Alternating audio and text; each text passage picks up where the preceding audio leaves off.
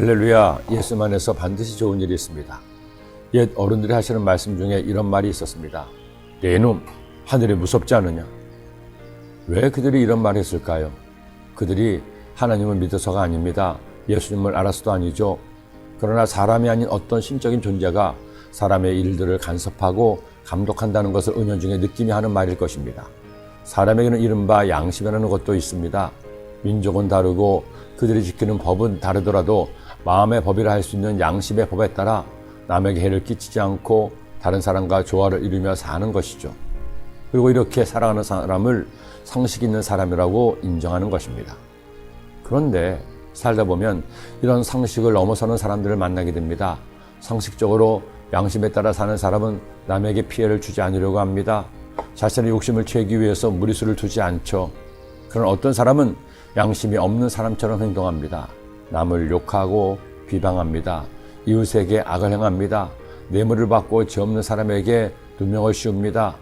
높은 이자를 받아 돈을 빌린 사람을 패가 망신하게 합니다. 이런 이기적이고 욕심을 부리는 사람, 양심을 저버리고 몰상식한 사람을 하나님은 기뻐하지 않습니다. 여러분, 우리 하나님은 지극히 상식적인 분이십니다. 성경을 보면 하나님은 우리가 예수님을 믿은 후 양심적으로 살기를 원하심을 알 수 있습니다. 상식적인 사람이 되기를 원하신다는 겁니다. 그의 혀로 남을 허물하지 아니하고 그의 이웃에게 악을 행하지 아니하며 그의 이웃을 비방하지 아니하며 그의 눈은 망령된 자를 멸시하며 야훼를 두려워하는 자들을 존대하며 그의 마음에 선한 것은 해로울지라도 변하지 아니하며 이자를 받으려고 돈을 꾸어주지 아니하며 뇌물을 받고 무지한 자를 해하지 아니하는 자니 이런 일을 행하는 자는 영원히 흔들리지 아니하리이다. 결국 하나님이 기뻐하시는 사람은 남을 배려하는 사람입니다. 정직하고 바르게 사는 사람이죠.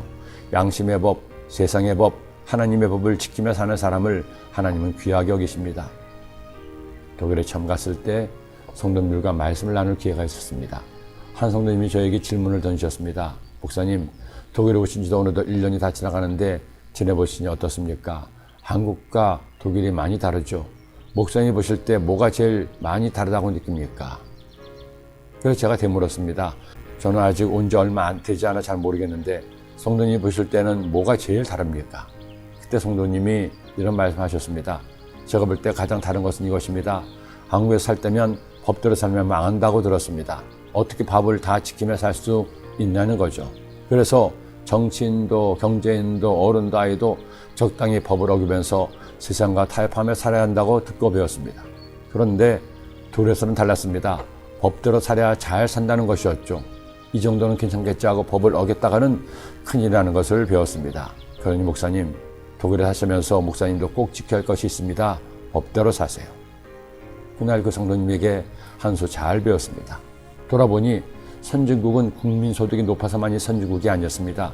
국민이 얼마만큼 법을 잘 준수하느냐가 선진국을 가름하는 또 하나의 지표가 되는 겁니다. 저는 우리 성도님들이 하나님의 말씀의 법에 따라 살기를 기도합니다. 나라의 법도 있고 양심의 법도 있지만 가장 높은 차원의 법은 하나님 말씀의 법입니다. 오늘도 내일도 올 한 해도 말씀 법대로 살아 칭찬받는 성도가 되기를 기도합니다. 기도드립니다. 하나님 아버지 감사합니다. 고맙습니다. 오늘 마음속에 꼭 이 말씀 새겨서 하나님께서 주시는 말씀의 법 따라 살아가는 주의 자녀들 되게 하여 주옵소서. 예수님의 이름으로 기도드립니다. 아멘.